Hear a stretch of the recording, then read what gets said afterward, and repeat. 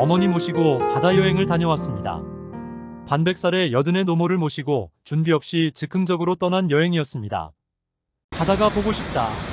시골 엄니 보러 갔는데 문득 어머니가 바다가 보고 싶다고 하셔서 조개도 잡을 겸 호미 하나 달랑 들고 갔었죠.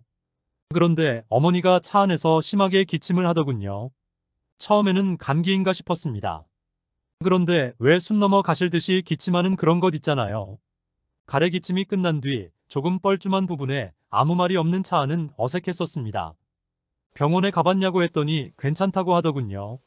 이렇게 여행 중에 수차례 계속하길래 오늘은 기침가래 공부 좀 할 겸 겸사겸사 올려봅니다.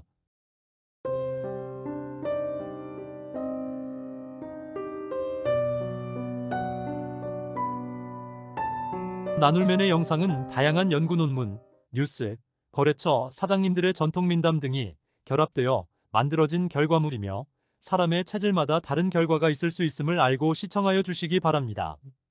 가래가 무엇인지는 아시나요?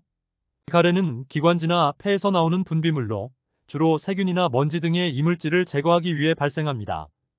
우선 가래의 원인부터 살펴보겠습니다. 이걸 알아야 치료를 할 수 있겠죠. 가장 대표적인 것이 감기로 인한 가래입니다. 감기나 독감, 폐렴, 기관지염 등 호흡기 질환이 대표적인 원인인데요. 또한 흡연, 대기오염, 미세먼지 등도 가래의 원인 중 하나입니다. 어머니는 흡연을 안 하고 청정 시골에서 사시니까 대기오염은 아닐 듯하니 아마도 기관지염이 아닐까 의심되네요. 어쩌면 목 건조가 심했던 과거 병력으로 인해 연관성이 있을 수도 있을 것입니다. 가래의 증상은 특징은 비슷하지만 정도의 차이가 있습니다. 목이 칼칼하고 불편함을 느끼며 기침이 자주 나오는데요. 바다를 가는 동안 둘이 무색할 정도로 심한 기침을 하는 어머니와 같이 심한 경우에는 가슴 통증이나 호흡 곤란 등의 증상이 나타날 수도 있습니다. 이렇게 심한 고통에도 불구하고 정작 가래 없애는 법으로는 특별한 것이 없습니다. 물을 많이 마시는 것. 이것이 전부입니다. 물을 마시는 방법이 중요한데요. 마른 땅에 물을 부어주는 것을 생각하면 물을 어떻게 마셔야 하는지를 알 것입니다. 가래가 발생한다면 물을 많이 마시고 가습기를 사용하여 습도를 조절하는 것이 좋습니다. 또한 담배 연기나 미세먼지 등 유해 물질을 피하는 것이 중요합니다. 뻔한 이야기를 추가한다면 규칙적인 운동과 건강한 식습관을 유지하는 것이 중요합니다.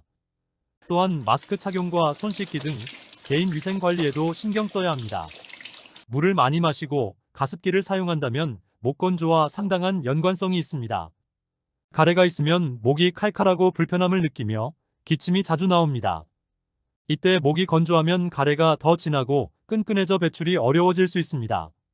또 목이 건조하면 기도 점막도 건조해져 감염에 취약해지고 이로 인해 가래가 더 많이 생길 수 있습니다.